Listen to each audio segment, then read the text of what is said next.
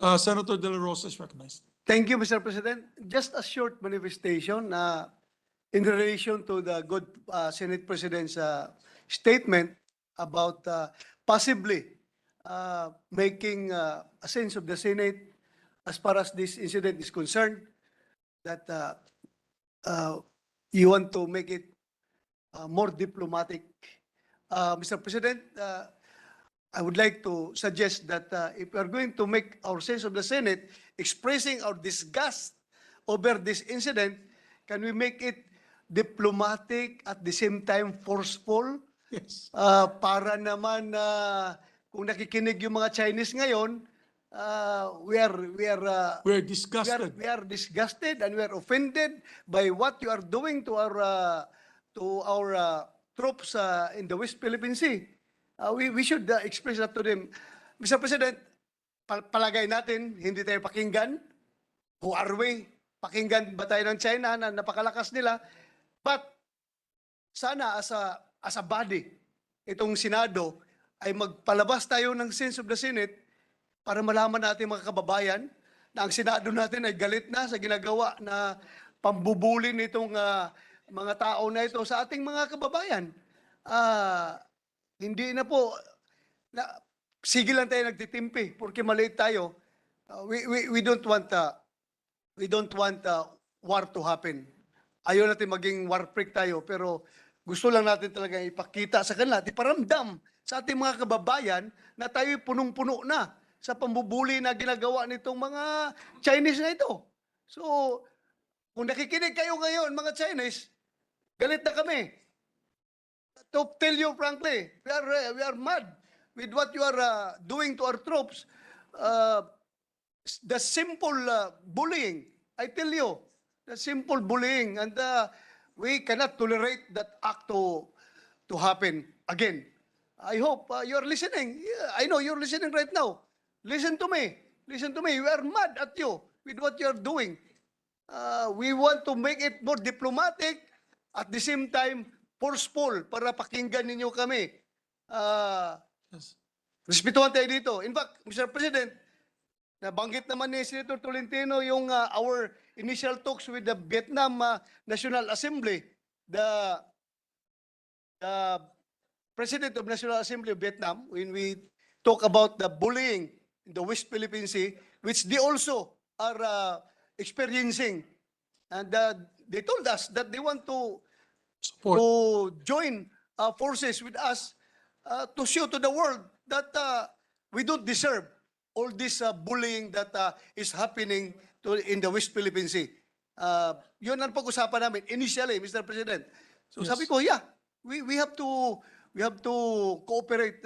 Tayo maliliit. We have to cooperate so that the whole world will listen to us. That enough is enough with this bullying incidents. That's it, Mr. President. I salute you, Senator Bato de la Rosa, and it will, as it's been said, so it shall be done. We Thank will you, make Mr. President. a resolution, unnumbered resolution, that will express the sense of the Senate on our disgust in what we have seen today, in what had transpired most recently in the West Philippine Sea. Tama yun. Puno-puno na po tayo. I think time for diplomacy sometimes should be put aside, and we should show our sincere anger and disgust on particularly this incident para matauhan sila, kasi kung hindi, talagang mawawala na pati Palawan, baka kuha na nila.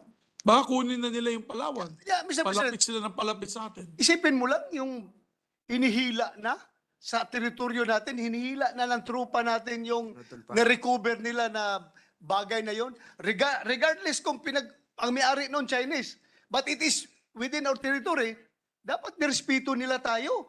Parang ganun na lang ba tayo na ikakat yung ruta ng ating trupa doon porque maliit lang yung ating rubber boat, tapos putulin lang yung at agawin. That's para sa akin, para akong sinampal kaliwa kanan doon sa ginawa ng mga inchik na yun. Yung masama pa niyan, Your Honors, ay sinabi pa ng Chinese Embassy, and I've been there, done that, sinabi ng Chinese Embassy, hindi po nangyari yun. Oh, Mr. President. Katulad ng nangyari sa akin, na nangyari naman. I was not dreaming when it happened. And so now, that it was forcibly taken away from us. This debris that fell into Philippine waters. Bago magka-high blood tayo lahat dito, Mr. President, tama na. Maraming salamat. Christmas na. High blood Mr. ako. President, I'd like to thank Senator De La Rosa. Just read and reread his police profile and background. He would have been a good police attaché during his younger days. He could have been our best police attaché to Washington, D.C. or even Beijing, Mr. President. But it shows his inborn diplomatic acumen. Baka makidnap sa Beijing yan. Baka makidnap. Yes, Mr. please President. proceed. Yes, Mr. President, may I just be allowed to ask some questions if our distinguished colleague would yield to some questions from this representation? Please Mr. proceed. Pres- Please proceed. Definitely, Mr. President. Well, Mr. President, first of all, I would like to congratulate our dear colleague, our international law expert, our chairperson of the Committee on Justice, chairperson of the Committee on Blue Ribbon, Mr. President. And I'd like to place on record that I would like to associate myself with the statements made by Senator Tolentino, our Senate President pro tempore, Senator Legarda, and Senator Bato de la Rosa. And just to put on record, Mr. President, as Senator Bato de la Rosa is talking about bullying, I'd like to put on record what the dictionary is saying about bullying. Bully is a noun, a blustering, mean, or predatory person who, from a perceived position of relative power, intimidates, abuses, harasses, or coerces people, especially those considered unlikely to defend themselves. Mr. President, yung nakita ho nating video, kung hindi magngangalit ang mga Pilipino dun sa video na yon, baka hindi na tayo Pilipino, Mr. President. I would just like to put on record, Mr. President, kahit saang lupalop ng daigdig ka magpunta, bullying po yun. Nakakasama po ng loob na i-deny pa po ng embahada ng China na ito ay hindi nangyari. So, ang unang tanong ko, Mr. President, distinguished colleague, ito po bang lugar na pinangyarihan ng video na ito ay lugar na pinagtatalunan kung ito ay sa atin o sa kanila, Mr. President, distinguished colleague? Mr. President, the arbitral ruling is clear.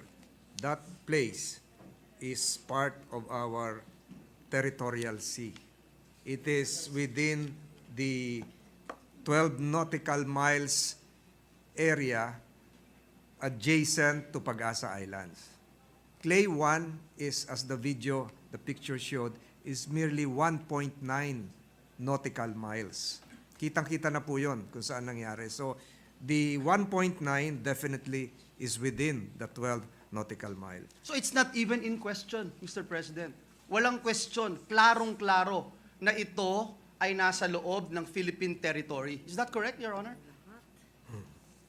Yes, Mr. President. Crystal clear. Mr. President, gusto ko lang pong isulat sa talaan ng bulwagang ito that I am in full support of this resolution that we are talking about, initially introduced by our Senate President pro tempore and our Senate President. But I will also put on record that I wanted to ask for an executive session from our armed forces of the Philippines so we can find out what else we can do. And I'm not going to discuss it for obvious reasons, Mr. President, what else we can do, Mr. President, to empower our armed forces of the Philippines. It's disgusting, Mr. President, and just looking at the video and being in a position where we can help our people, not only our fisher folks, but also our men in uniform, na ang iba po sa kanila ay narito, Mr. President. Let's find out how we can help, what we can do, Mr. President, and ipakita natin, Mr. President, na maaring din natin pantayan, Mr. President, ang kanilang lakas militar. Ngunit, Mr. President, yung ating masidhing pagnanais para tumayo, para ipaglaban ang soberenya, ang teritoryo ng ating nag-iisa at pinakamamahal na bansang Pilipinas. Wala hong tao sa mundo dito, Mr. President, na makaka-question ito sa atin, lalo na sa mga Pilipinong ninanais mabuhay ng matiwasay, ninanais